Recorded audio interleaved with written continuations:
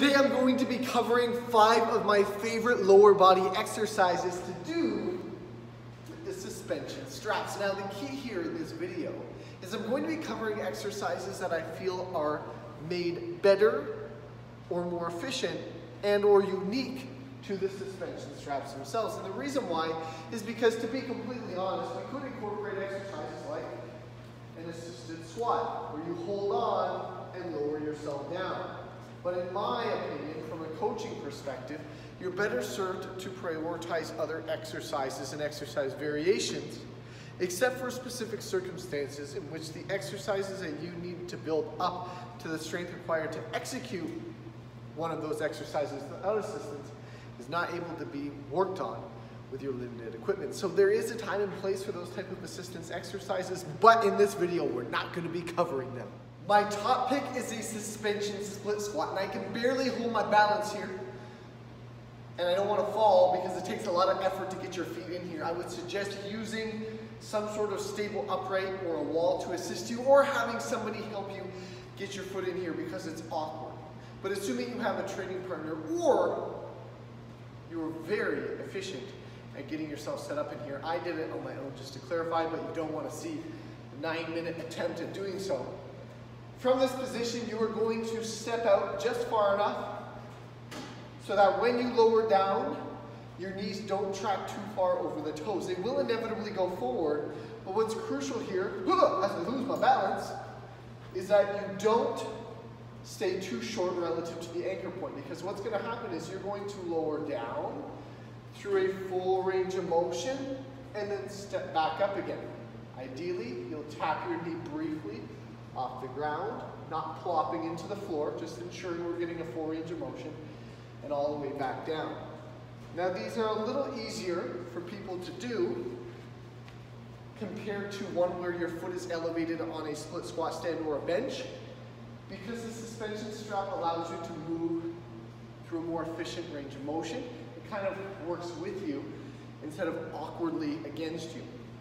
But at the same time, a totally different level of intensity comes with the split squat, because now so much tension is on your lead leg throughout the entire rep. So the suspension split squat tops my list in terms of exercise selection, considering my own personal biases.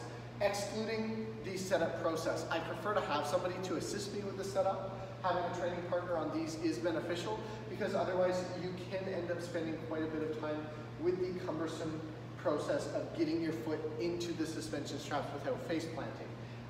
It could just be a me problem, it likely is. I'm not, I don't move very gracefully. So one of my other favorite variations is a skater lunge with the suspension straps. So you'll notice that a lot of the exercises that can be done with the suspension straps kind of bridge the learning curve for being able to do single leg variations without any assistance. Because there's that interim phase where it's very awkward. For example, a pistol squat. I can do a pistol squat without holding on to anything, but I look like a starfish. My hands are flying everywhere, my range of motion is not controlled fully.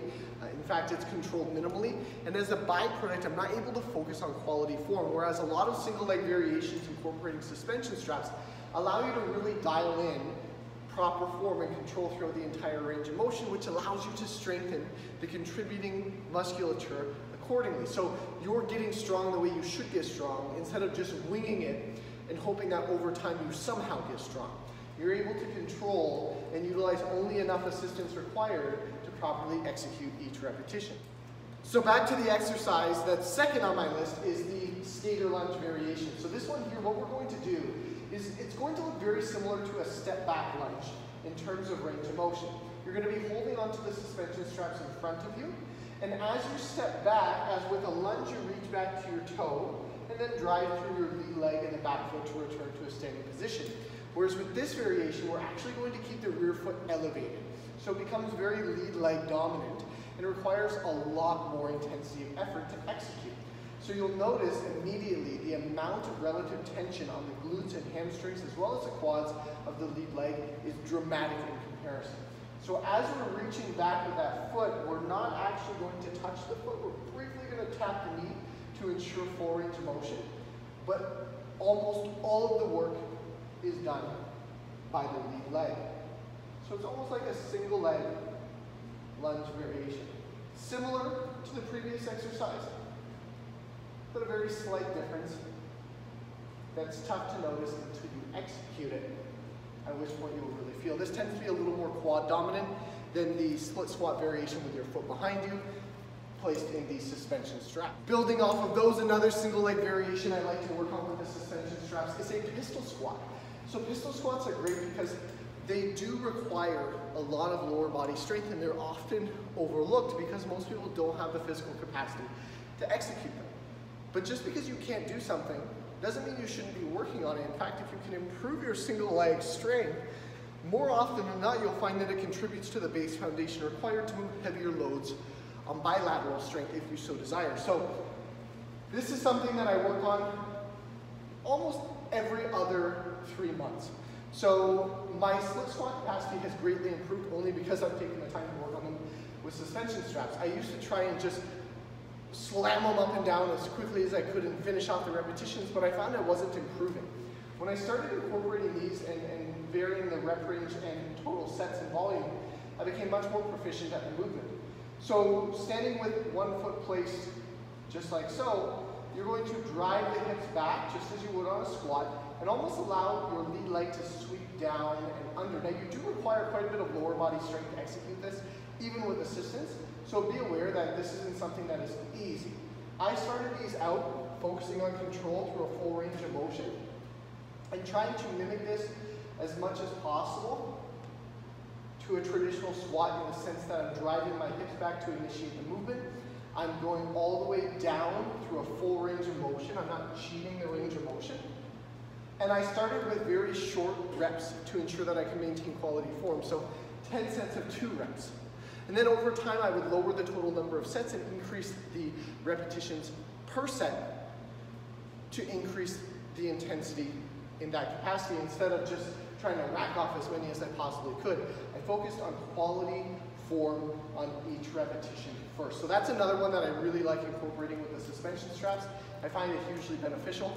Now I can do sets of 15 to 20 pistol squats with a little bit of assistance, which has translated into the ability to do pistol squats with no assistance for a few reps, although maintaining quality of form when doing them. Practicing your single leg deadlift form is also much more efficient when incorporating suspension straps for balance. Now, single leg deadlifts can be incredible for developing the hamstrings and glutes as well as the lower back. But again, balance becomes a factor for the majority of people. So just like the pistol squat, they end up trying to wing it with poor form and rush themselves through the movement, instead of executing a full range of motion with control and prioritizing use of the muscles that are placed under the greatest demand, as opposed to momentum due to the speed at which they're attempting to finish the repetition. So holding on to a set of suspension straps, and it really does come down to preference. It's similar to doing a loaded single leg deadlift. Some people prefer to keep it over the planted foot. Some people prefer the opposite. I'm not really sure one is more beneficial than the other per se. You're still going to get a lot of hamstring recruitment. I prefer to say opposite when using the suspension straps, but when I have a load in my hand, I prefer to keep it over the leg doing the work. Again, it's a preference thing. You'll learn what works best for you, and to be completely honest, at some point you should be working on both of them, more likely than not. But having a little bit of balance, and we're going to slowly raise the leg up behind us as we lower the torso down until your torso is about parallel with the floor and your rear leg is also about parallel with the floor. And your hamstring will be fully lengthened and you'll feel quite an intense recruitment of the posterior chain. Now what's key here is we're always keeping tension on the suspension strap so that it's actually assisting with the balance. So I'm pulling the suspension strap towards me or pushing it down towards the floor, depending on what part of the repetition I am at in terms of range of motion. And what's important too is I'm trying to keep a relatively straight line from my head through to my foot as I lever forward. So I'm trying to move my torso and leg as one unit to maintain maximal tension on the hamstrings throughout the entire rep. So those are great for practicing those, and they're a killer. They're extremely deceptive, and you will wake up the next morning and you will know that your hamstrings did in fact get hammered. Now the final exercise that I like to incorporate with the suspension straps is not all that complex. It's not a single leg exercise, but it's really good for prioritizing more size development of the hamstrings or just general physical preparedness in terms of hamstring endurance. I like to incorporate these for high repetitions, and it's basically a hamstring curl. Now, I prefer these over, say, a ball roll-in.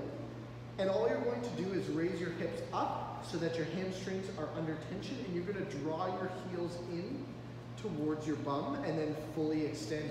The entire time trying to move with control. You don't have to be fast.